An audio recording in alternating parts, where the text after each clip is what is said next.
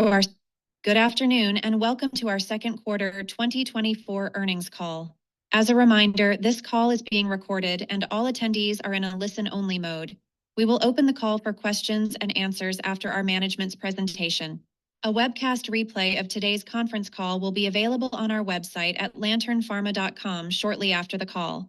We issued a press release after market close today, summarizing our financial results and progress across the company for the second quarter ended June 30th, 2024. A copy of this release is available through our website at lanternpharma.com, where you will also find a link to the slides management will be referencing on today's call. We would like to remind everyone that remarks about future expectations, performance, estimates, and prospects constitute forward-looking statements for purposes of safe harbor provisions under the Private Securities Litigation Reform Act of 1995. Lantern Pharma cautions that these forward-looking statements are subject to risks and uncertainties that may cause actual results to differ materially from those anticipated. A number of factors could cause actual results to differ materially from those indicated by forward-looking statements, including results of clinical trials and the impact of competition. Additional information concerning factors that could cause actual results to differ materially from those in the forward-looking statements can be found in our annual report on Form 10-K for the year ended December 31st, 2023, which is on file with the SEC and available on our website. Forward-looking statements made on this conference call are as of today, August 8th, 2024, and Lantern Pharma does not intend to update any of these forward-looking statements to reflect events from circumstances that occur after today, unless required by law. The webcast replay of the conference call and webinar will be available on Lantern's website.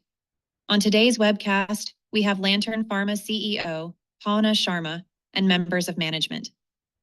Pawna will start things off with introductions and an overview of Lantern's strategy and business model, and highlight recent achievements in our operations, followed by discussions of our financial results and a discussion of the Harmonic clinical trial results.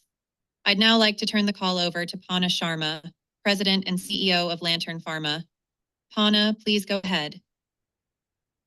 Good afternoon, and thank you everyone for joining us to hear about our incredibly productive second quarter of 2024. Today on the call, I have our CFO, David Margrave, and also our head VP of Clinical Development, Dr. Reggie Ewesudo.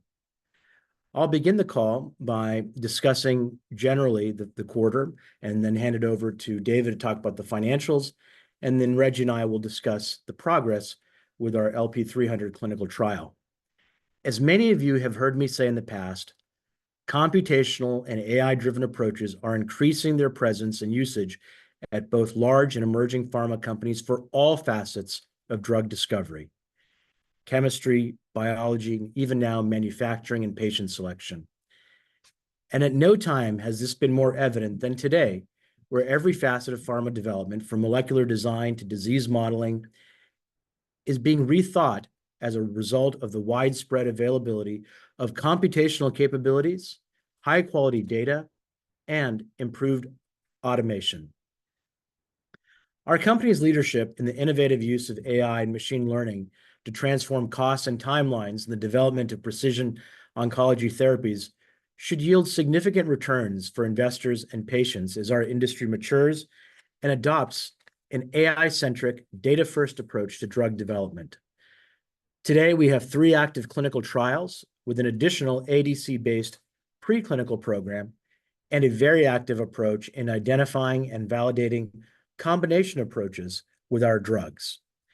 With our RADR AI platform, which is at the forefront of cancer drug development, we expect more activity and opportunities where we can continue to use our AI as currency for collaborations, partnerships, and co-development opportunities. We also plan to continue driving the ongoing innovation in our portfolio of drug candidates and drug programs. This past quarter was a particularly busy one for Lantern, and especially with our clinical operations team, as we had a notable initial readout in our phase 2 Harmonic clinical trial, where we saw a preliminary but interesting 86% clinical benefit rate in the lead-in patient cohort. Our intellectual property also continues to grow globally, and we were awarded a very important patent in Japan directed at our LP-284 drug candidate, which is focused on the treatment of B-cell cancers. So going back to our clinical trials, we have also dosed over 40 patients now in our LP-184 and LP-284 clinical trials.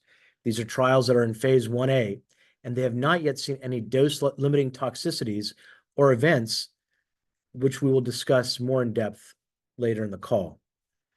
Our team has also achieved significant advancement towards a key milestone in the development of a molecular diagnostic for use with our drug candidate LP-184.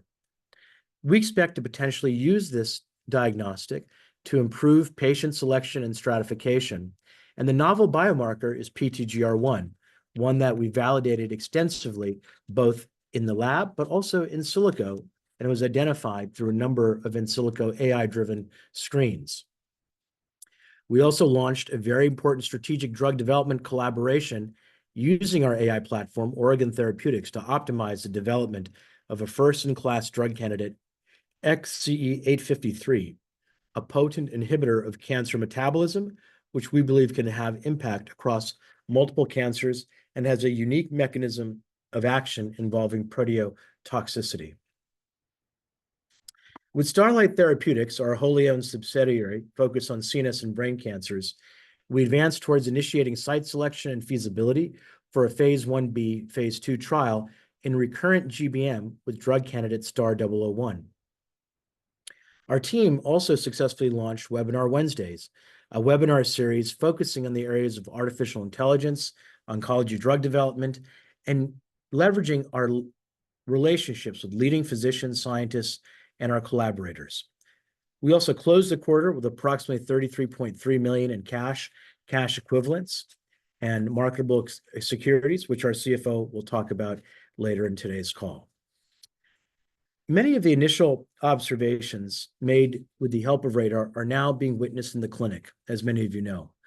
RADAR has guided the rapid and efficient development of 3 AI-guided drugs into clinical trials over the past several years at a pace and cost that has traditionally been unheard of in our industry.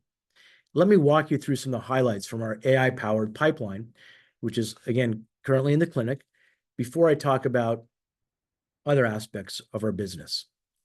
Specifically, with LP-184, our team and many clinicians are particularly excited about and interested in these programs for first-in-human synthetically lethal drug candidates that are acylfulvenes, LP-184 and LP-284. So far, 7 cohorts of patients comprised of dose levels 1 through 7 have been enrolled in escalating doses in the ongoing phase 1A clinical trial for LP-184. This is a first-in-human phase 1 trial across multiple solid tumor indications that are advanced and refractory to the existing standard of care. Very exciting for us is there have been no observed dose-limiting toxicities to date.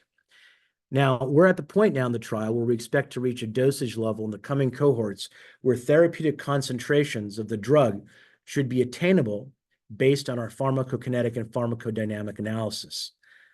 It's a mouthful, but all that means is we should start potentially seeing benefit in patients at these cohorts going forward. The trial is actively enrolling patients across multiple U.S. centers. These patients are relapsed, they're refractory to all existing standard of care typically, and they have advanced solid tumors such as pancreatic cancer, glioblastoma, triple-negative breast cancer, and also now increasingly with solid tumor types focused on DNA damage response deficiencies. The company believes that enrollment should be complete this year and on track for an initial readout of safety and molecular correlation data by the close of the year.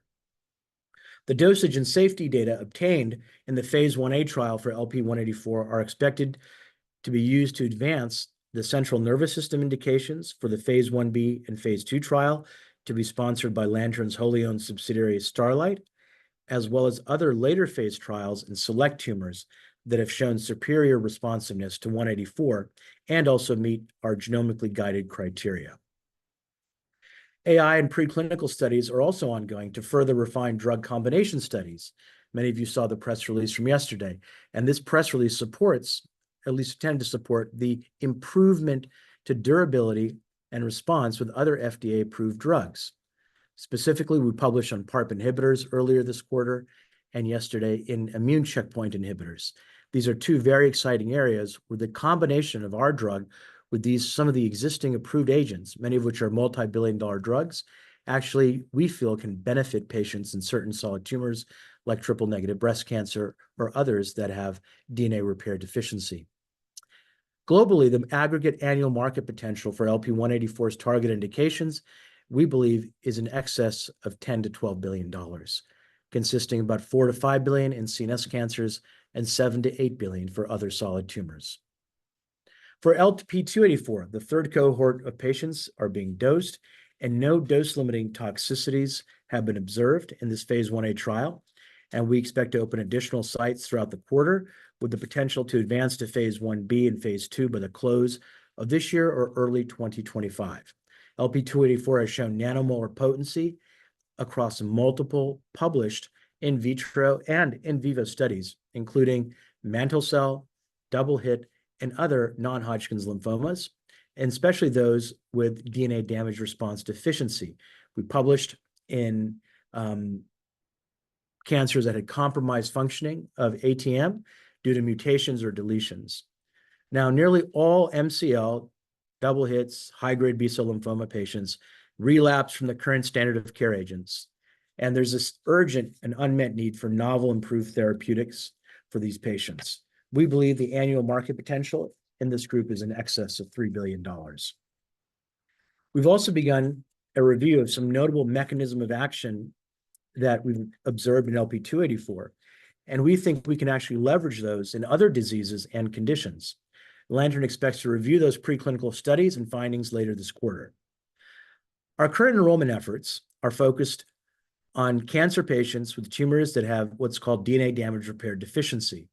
They've been observed to have higher sensitivity to 184 and even in some cases 284. So DDR genomic alterations are of interest for these trials, and we may consider other genomic alterations based on other emerging data. We also continue to make significant progress in the launch of our clinical stage CNS and brain cancer focused subsidiary, Starlight Therapeutics. This is a company that has been largely developed as a result of big data. Because of the billions of data points that we had in our system, we used AI methods to look at specific indications, validated those computationally, optimized our understanding, and then took them into studies, wet lab studies with animals and mice and PDX models. And now we're actually at a point where we can start taking these indications into the clinic. Notably, we've also actually started site selection for the upcoming phase 1B and phase 2 trials, especially in recurrent IDH wild-type high-grade gliomas like GBM. So this is very different than the most recent approval, which was an IDH mutant. So if you've not reviewed our webinar Wednesday on Starlight with Dr. Mark Chamberlain, I would definitely urge you all to listen to the webinars where we provide a detail the timing and focus of the trials that we anticipate launching with Starlight. Now, the golden age of AI in medicine is just beginning, as witnessed even today by a discussion of today's merger among two big AI companies, Recursion in the US and Exscientia in the UK. And there's a need to really use large-scale, highly available computing power, massive data storage, and the tremendous high-def biology that's available today. And that is what we're at the forefront of. But we're also, at Lantern's Way, we're harnessing those capabilities in a way we believe is much more efficient. We want to harness these capabilities in this emerging tech bio industry and be a long-term leader, not only where we create massive value for patients and also continue to drive innovation, but we're also thoughtful about the economics of cancer drug development. It's one of the first reasons many of us joined this company is we wanted to not only make drugs faster, but we also wanted to make them smarter and cheaper. And Lantern is among the leaders in this transformation of the pace, the risk, and the cost of oncology drug discovery and development. This transformation has a promise not only to make medicines faster, cheaper, and with increased precision for patients, but also to help change the direction of R&D productivity and output in cancer in the cancer biopharma industry. Now let's turn to our focus to our financial updates and highlights with David. I'll now turn the call over to our CFO, David Margrave, who will provide an overview of our quarter's financial results. David? Thank you, Panna, and good afternoon, everyone. I'll now share some financial highlights from our second quarter ended June 30, 2024. We recorded a net loss of approximately $4.96 million for the second quarter of 2024, or 46 cents per share, compared to a net loss of approximately $4.75 million, or 44 cents per share for the second quarter of 2023. For the second quarter 2024, our R&D expenses were approximately $3.9 million, up from approximately $3.6 million for the second quarter of 2023. This increase was largely driven by an increase in clinical trial activity. Our general and administrative expenses for the second quarter of 2024 were approximately $1.5 million, down slightly from approximately $1.6 million for the second quarter of 2023. The decrease was primarily attributable to decreases in payroll and compensation expense and decreases in insurance expenses. Our R&D expenses continue to exceed our G&A expenses by a strong margin, reflecting our focus on advancing our product candidates and pipeline. Our loss from operations in the second quarter of 2024 was partially offset by interest income and other income net, totaling approximately $449,000, as compared to interest income and other income net totaling approximately $444,000 for the second quarter of 2023. Our cash position, which includes cash equivalents and marketable securities, was approximately $33.3 million as of June 30, 2024. We anticipate this balance will provide us with a cash runway into at least Q3 of 2025. Importantly, we believe our solid financial position will fuel continued growth and evolution of our RADR AI platform and continue the advancement of our portfolio of targeted oncology drug candidates.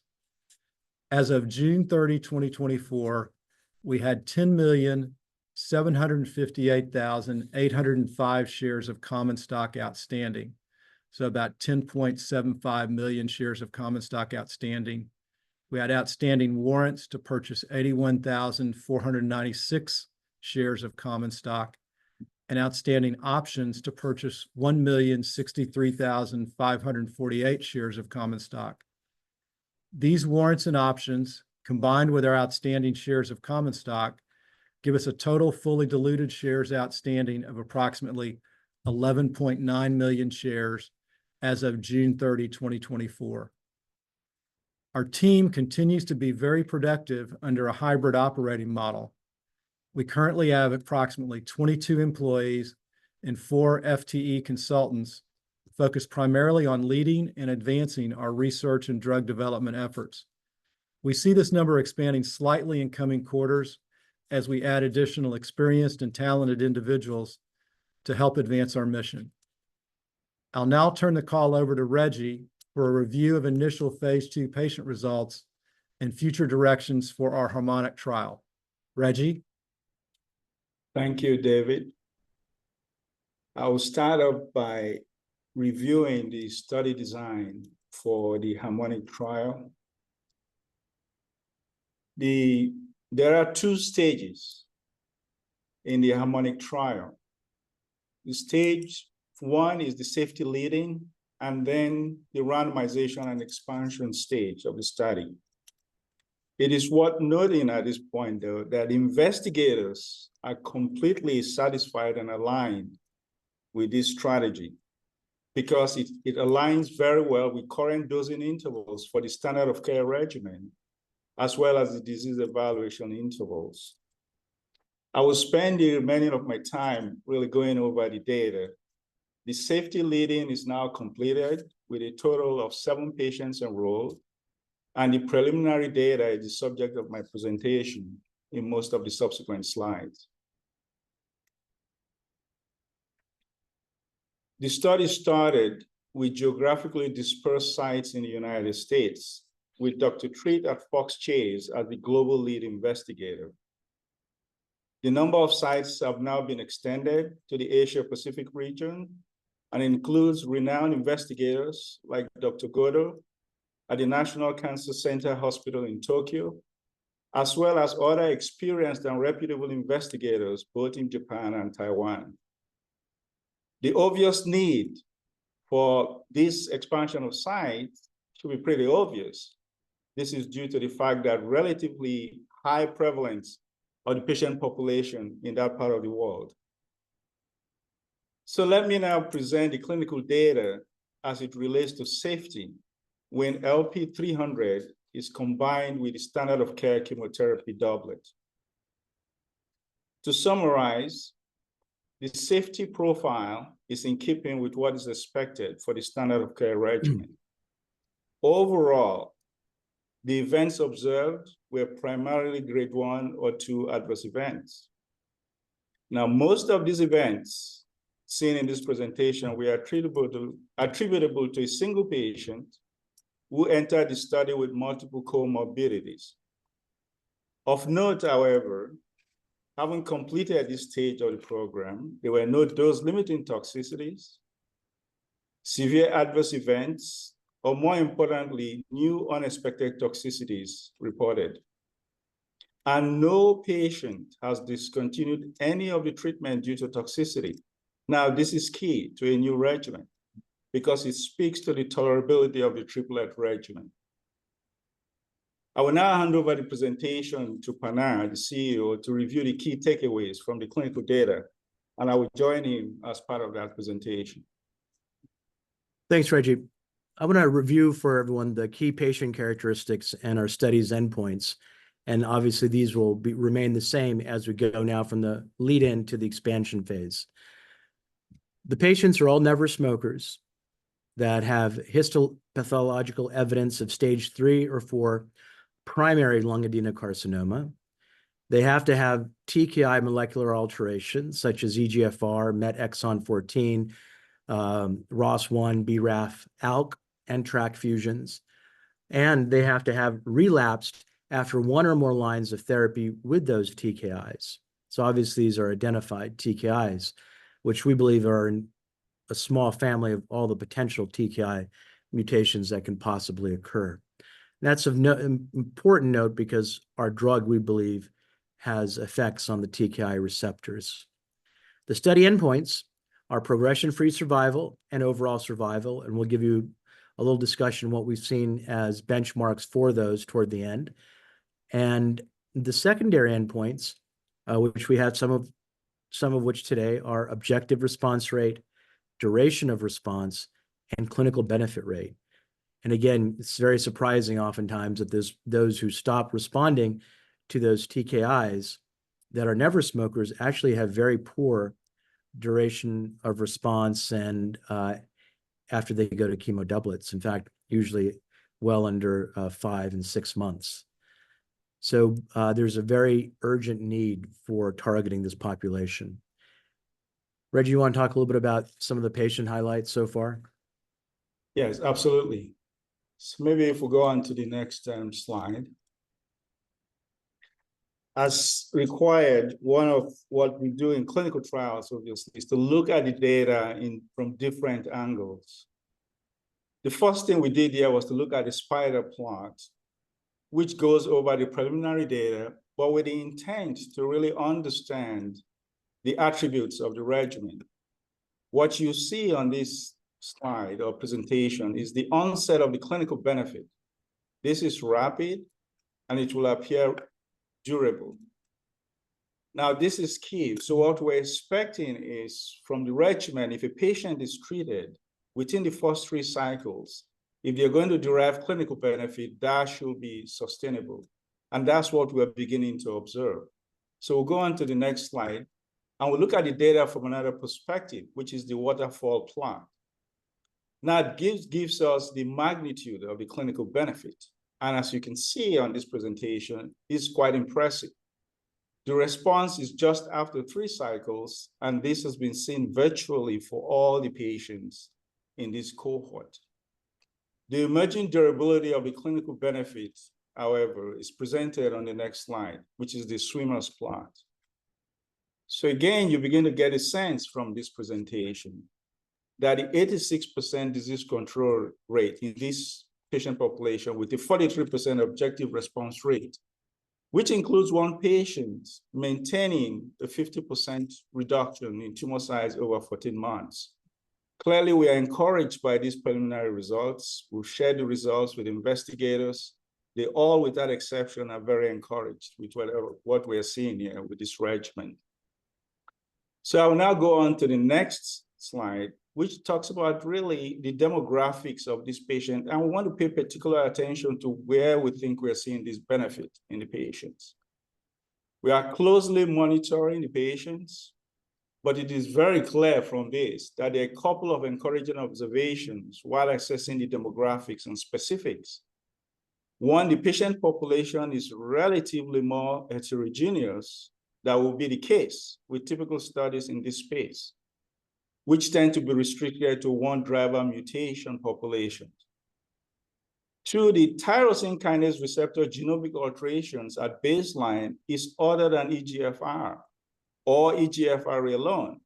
So there are 1 or 2 patients with co-mutation at baseline. We know those patients don't tend to do well with EGFR and targeted therapies.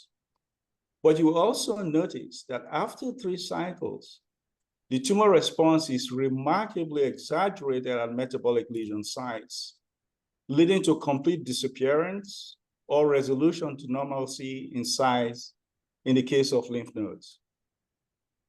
Patients with low or intermediate tumor mutational burden are deriving clinical benefit, which is very exciting to us because we believe this will pave the way for a more acceptable and adaptable biomarker selection strategy, since this assessment is already part of routine clinical practice. My next slide relates to the prior lines of cancer treatment and the response we're observing so far.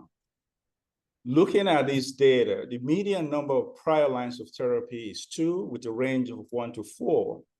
Notwithstanding, the preliminary efficacy data suggests that regardless of the number of prior lines of treatment or type of prior tyrosine kinase inhibitor treatment, LP300, when used in combination with standard of care regimen, is likely to provide clinical benefit. Now, it's important to point out that one of the patients in this cohort had already been exposed to carboplatin chemo doublet, but still derived remarkable and durable response. We strongly believe that based on the mechanism of action of LP300, what we are seeing here is what we've always come to know about the drug, which is that the drug is known to resensitize tumor cells to the effect of chemotherapy through a mechanism where it resets the redox cycle. So this is very encouraging set of data for us. And again, all investigators, including Dr. Treat, that we've shared the data with are very excited, and we look at this as being very promising. Next slide. So I will just review the top part of this slide, and I will invite the CEO, Dr. Panara, to review the latter part of this slide. So to summarize, we have 7 patients that have been enrolled in the stage 1 or the safety leading phase of the study. 6 out of 7 patients have derived clinical benefit. 3 of those are partial responders, which are really significant in magnitude of response, including very remarkable reduction in metastatic lesion sites, with an average of tumor size reduction of about 51%. There are 3 noticeable stable diseases, which have resulted in an average of about 13% tumor size reduction. But overall, with a clinical benefit rate of 86% and an overall response rate of 43% from this initial cohort, we believe that this is very promising. Notably, from a safety perspective, there are no DLTs, no serious adverse events in excess of what one would expect from the standard of care chemotherapy regimen, but more importantly, no new added toxicity to the doublet regimen, which tells us very clearly that after 3 cycles, this is a regimen that is very tolerable are most welcome in this space. I'll hand over to Panara to review the last part of this slide. Yeah, thanks, Reggie. So obviously the key ongoing consideration is really the measuring for the durability of response for going forward. And that's going to be very important for us. We are considering, we believe, to file for a breakthrough therapy designation if we continue to see the types of trends that we're seeing, which again isn't just the clinical benefit rate, but also, as Reggie pointed to, that there's no increase in toxicity or adverse events, which is very important because oftentimes in this patient group, again, you're looking at some serious adverse events. And so far, we've been fortunate not to have that, but more importantly, we're not seeing any that are above the normal standard of care, which is critical. So we believe the types of clinical benefit coupled with the safety profile that we've observed to date make us very excited to look at if these statistics continue to hold over the next few cycles to apply for breakthrough therapy designation.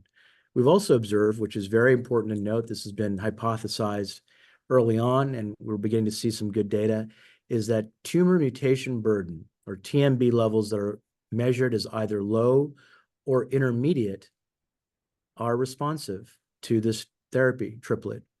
And these are typically patients that are not responsive to immunotherapies or checkpoint inhibitors. Usually high TMB or high PD-L1 is associated with an improved response to PD-L and PD-1. So all signs point to that we really need to accelerate the enrollment of this trial. And we've begun sharing the observations to date with the sites and with our Asian colleagues, and that we believe we'll be able to get to some significant enrollment over the next several months as the trial now goes into the expansion phase. Let's go on to the next slide, please.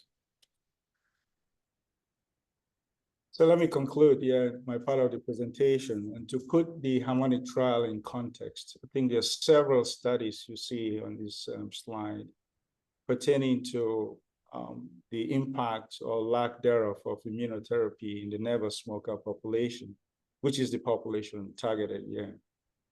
The never smokers with advanced lung adenocarcinoma clearly do not respond well to immunotherapy, either when used alone or in combination with the standard of care carboplatin doublet.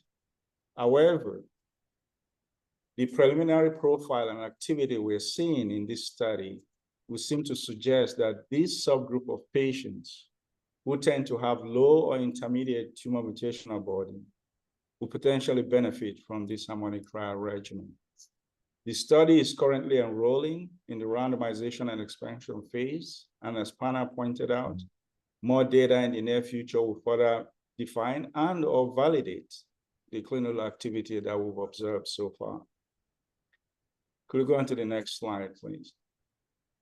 This just summarizes at a very high level the key highlights about LP300. There were previous study. This laid down the scientific rationale for the current design, where we saw very impressive improvement in clinical benefit in terms of survival when we looked at never smokers versus smokers. So thus the scientific basis for using LP300 in combination with the current doublet standard of care. The mechanism of action are reflected on this slide.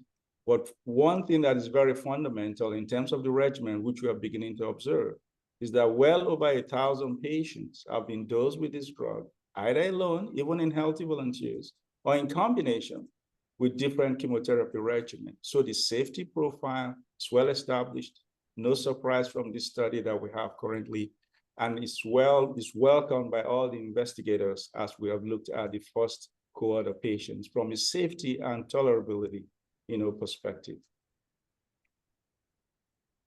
I just thought I should share with you all the comparative data, the historical benchmark for what we are talking about. The next phase of this study obviously is combining LP300 plus the pemetrexed carboplatin doublet versus carboplatin pemetrexed doublet. Now, this is the benchmark. When you look at overall response rate in these studies, going anywhere from about 26% to probably on the very high end, recently with the Mariposa 2 study, about 36%. Right now, with the data that we have, this is the opinion of the investigators, we are clearly above what the historical data is, and I think we can attest to that. But more importantly, as the data matures, we are keen on understanding the median duration of response, as well as the PFS, which obviously is the primary endpoint of this study, a co-primary endpoint with survival. But all the studies, either with IO agents or bispecifics, as you look at this particular set of the standard of care regimen, right now, preliminary data obviously is looking better than what has been known in this space. So I will conclude by saying that the data that we have, the clinical data, from a safety perspective, is spot on. It's on the standard of care regimen that's expected and safety profile. And in terms of the preliminary and emerging clinical efficacy profile, I think we're encouraged by what we're seeing. So thank you. Well, Reggie, thank you. And thank you to our clinical colleagues and, of course, patients for the first phase. Moving back to the other aspects of our portfolio, I know people are very excited about Starlight. We've seen some really good movement this year in brain cancers. Obviously, initially in pediatric brain cancers with the results from Day One Pharmaceutical, and now more recently with the result in IDH mutant gliomas. And so it's an exciting time. And I think, as we've stated before, we want to further monetize Starlight, because Starlight is pointed at some very important and significant indications. We've now started site selection for the upcoming phase 1b and 2 trials. We'll make several announcements in the coming months on the progress on those fronts, and also on additional talent and leadership that we plan on leveraging at Starlight. For those who have not listened in on the backdrop of Starlight or on the details of the trials, we have some webinars that we invite you to listen to.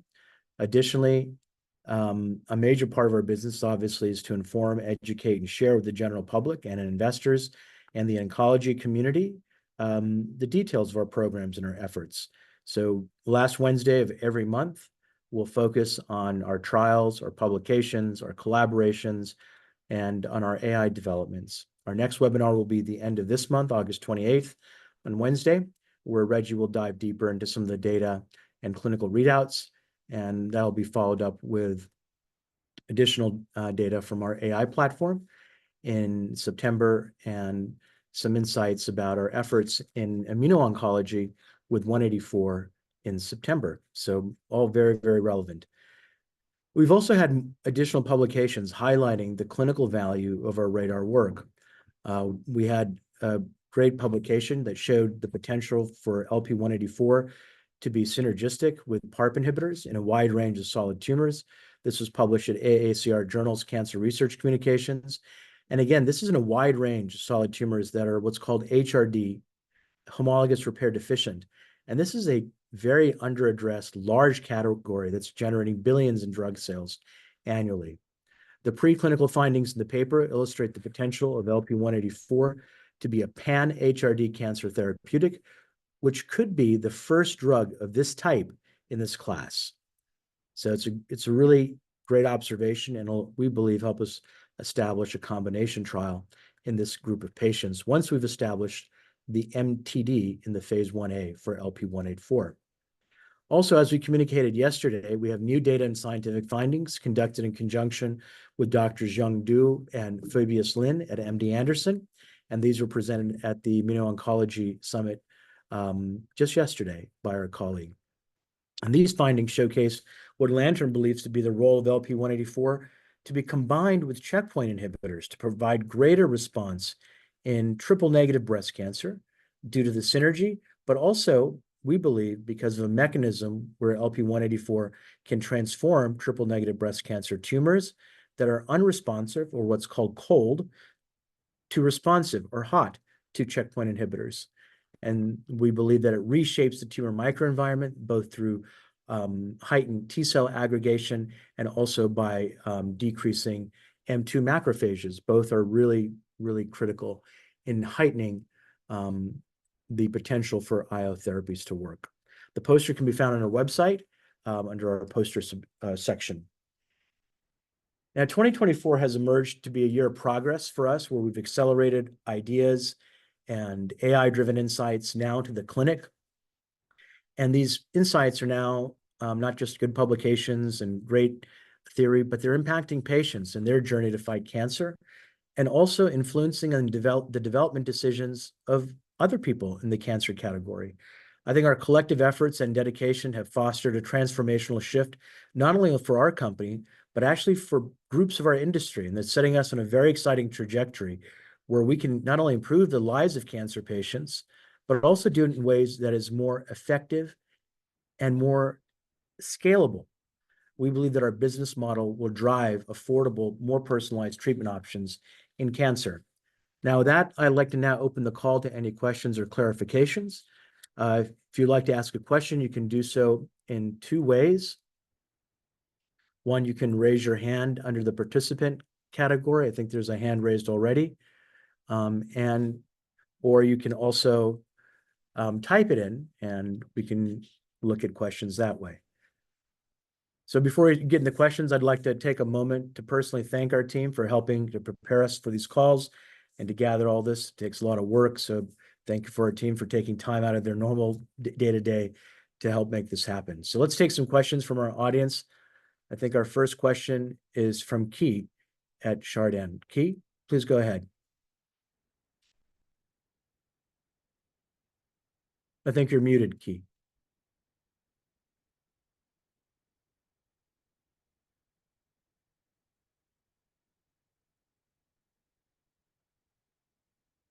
Okay, let's go on. Let's take a question from John. Hello, am I coming through? Yep. Great. I thought I'd start with a question on just what kind of threshold you're looking for that shows LP300 it merits a breakthrough candidacy status. I think if we see the current trajectory in the next, let's say, 12 to 20 patients, plus we get some durability data, I think that would give us comfort level. But we'd have to see the totality of the data. 7 patients is a good start, but it's preliminary. We'd love to see 21 patients. You know, if we had 14 patients out of 21, that would give us a lot, get us pretty excited. 16 patients, I mean, but the overall clinical benefit rate of 86% is largely unheard of in this group. So we want to make sure that's durable. And so more patients drive the N number, and then some durability of response, which I'm sure the FDA will want to look at for breakthrough. Okay, so about a 2/3 clinical benefit rate is kind of what you'd be looking for. That's probably, yeah, that's kind of the guiding. We'd have to take a look at the totality of the data, but yes, I mean, metastatic lesion improvement, no safety issues, those all skew us towards some positive as well, right? Mm-hmm. And then looking at the safety profile that you've seen, from the first 7 Harmonic patients, and comparing it to some of the other NSCLC populations that were using EGFR TKIs and checkpoint inhibitors, kind of how does that safety profile compare to some of those other molecules out there or biologics out there? Well, I'll let our safety expert Reggie take that question on. Hi, Reggie. Hi, John. No, that's a very great question. I will just tell you off the bat, what is unheard of in the space is for patients to go on to about 9 weeks or 9 to 10 weeks of treatment with any kind of dosing interruption or discontinuation of a regimen. I mean, that is very common, with the TKIs in combination. You could look at the current, the Mariposa 2 trial, for example, which is the most recent with the bispecific combination. With the TKI, by the way, for patients in the same population versus the same standard of care. It shouldn't surprise anybody in this field to know that certainly up to 80% of the patients discontinue treatment for one reason or the other because of toxicities, and they had to interrupt treatment, and 1/3 or more of those patients literally discontinue treatment. So this, again, presenting this preliminary safety data with no new toxicity to these investigators was really exciting, because for this length of time, none of the patients have required dose discontinuation. for any of the agents, certainly not LP300. Okay, great. And just one more question on your collaborations. When you look at the Oregon Therapeutics and also Actuate and TTC, how will you determine if this is a success? I mean, what kind of milestones are you looking for kind of internally to show that these are kind of working and they're valuable? Yeah, each one is a little bit different. I'll take that question. Unique. I mean, Actuate has filed an S1 and I think that the work our team did was definitely helpful for them in terms of understanding their patient population and developing some specific insights related to people who are refractory to PD-1 therapy that would have potential to benefit from their drug or elraglusib. Yeah. Elraglusib. It's a little hard to say. Yeah, hard to say. But so we think we think that's on track to be successful because we've helped the company. And if they do go public and are able to raise additional capital, we definitely think it's because of the focus around understanding the patient profile. With regards to TTC, they came a little after, so that one we're still working. We do have some very good ideas. TTC is out raising capital or looking for grant money for the next phase, and but that one is not as well capitalized as Actuate has been, so they're slower. Oregon is the newest one, and I already am pretty excited about what we're doing for Oregon. And it's not, it's barely 2 months old, so it's very early, but we have some very clear milestones in terms of developing some collaborative IP together that we can monetize, specifically helping them define combinations and define indications that they haven't thought of. So, and I think we'll be able to accomplish that.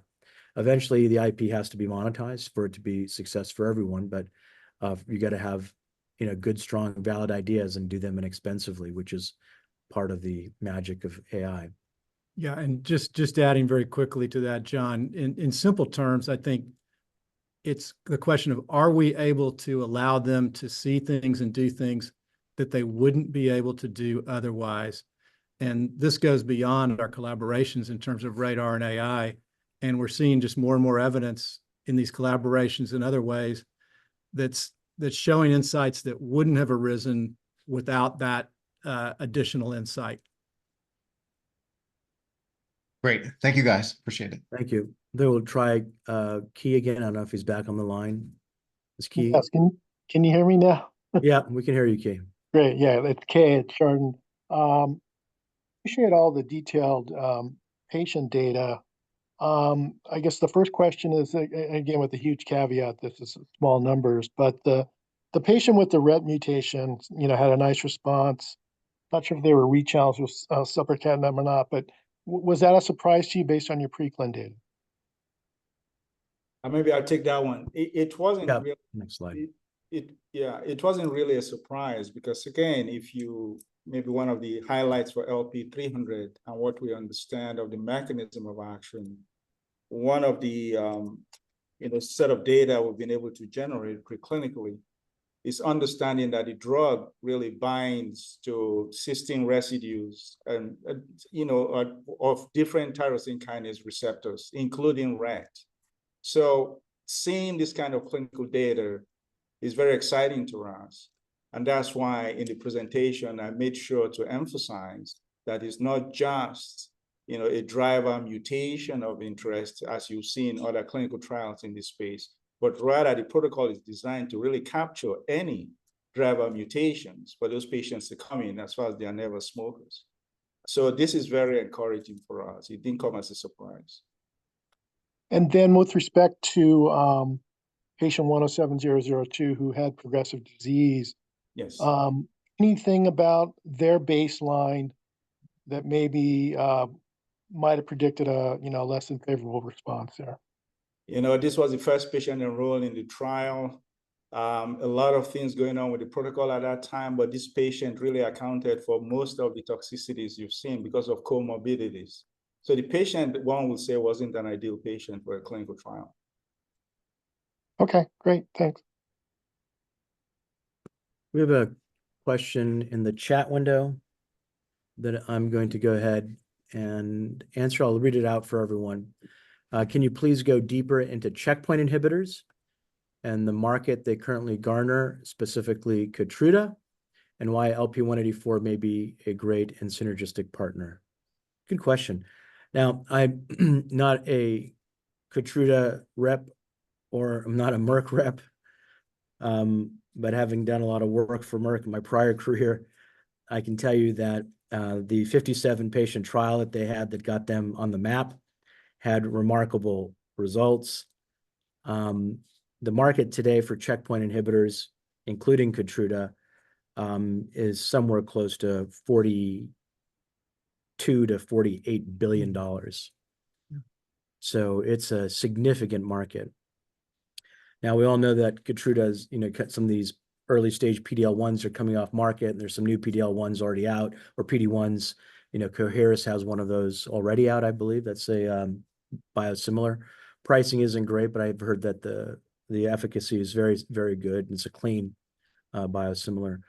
So the market, I think will remain fairly robust. Analysts project it'll grow about 15 to 17% because there's a whole new wave of new checkpoint inhibitors.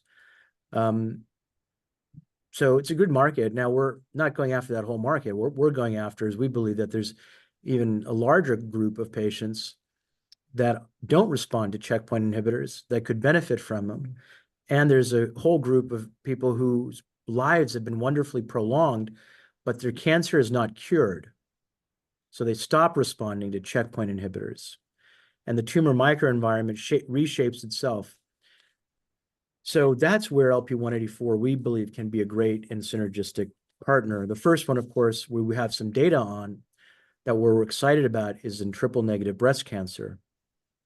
And triple-negative breast cancer can be rapidly evolving in terms of its clonal evolution. So it's also part of the reason why it'd be good to go after. And so we think that TNBC would be a great initial target to get an early win, and then potentially go after other places where checkpoint inhibitors can be improved, which will be many of those tumors where you have complex tumor microenvironments and you have rapid clonal evolution.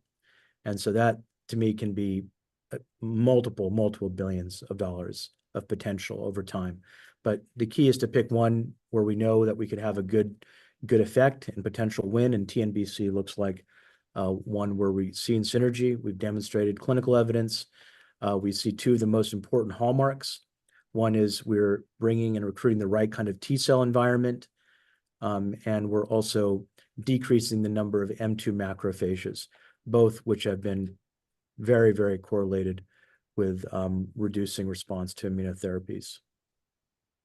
Thank you for that question, John. Take another question in the chat. When did they just popped up? Michael, is that right? Yeah. Michael's question I'll read is, are you open to small pharma partnership opportunities? Well, Michael, being a small pharma ourselves, yeah, absolutely. Yeah. We're a small biopharma that acts like a big pharma, but we are a small pharma. I mean, we're always looking for partnership opportunities, and welcome you to send myself or members that in the company and an email, and we'll get back to you quickly. I have time for one more question. I don't know if there's any more questions. See, there's one more question. So I'll go ahead and take this one. The question is, given the market cap of the company, do you think Lantern is still relevant to be a major player in the industry? It's a good fundamental question as an investor, I think. So thank you for being involved. I think there's room for big companies and small. And I always like to urge everyone that, with the exception of a few handful of companies, every big company started small, except LabCorp, which started because of Roche and US Labs. But even Regeneron and Biogen. Now, is that what we're going to be in the future? Who knows? But I do think that very likely that our approach and our drugs will be partnered, licensed, and sold. That's what we're doing. Or we'll spin out the assets. So I think that we're very relevant to the industry. And I've seen a lot of companies try to copycat our approach. A lot of companies are very interested. So I think we will be very relevant. And I think you will see ups and downs in this industry, just like every other industry. I like to remind people that even Amazon, before it became the huge behemoth, not that we're going to become Amazon, saw 80 and 90% reductions in stock price about 4 or 5 times during, on their way up.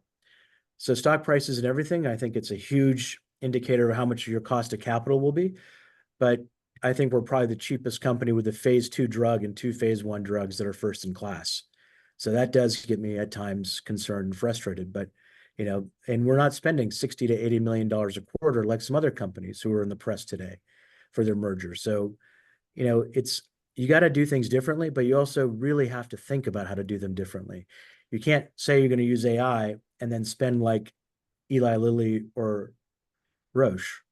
So, I think we can do things differently with AI, pick the right kind of very select, focused bets and opportunities, and try to develop those with a tremendous amount of operational efficiency.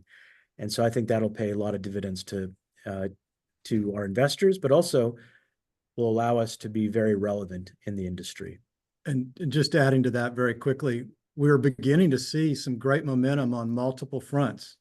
We talked a lot today about Harmonic, but there are some very exciting things going on with our other candidates as well, and then Radar in addition to that. So we're building some great momentum that we think will be value driving in multiple ways. Thank you. So in closing, I want to express my thanks and a gratitude to our team, our partners, our stakeholders, and those who are following the company for their support and interest.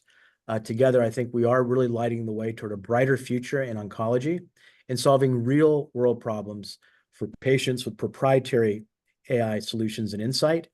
And we think we're going to radically alter the potential to change the cost structure and timelines in drug discovery. So thank you everyone for your time this afternoon. With that, I'd like to adjourn the call today. Thanks a lot. Thank you.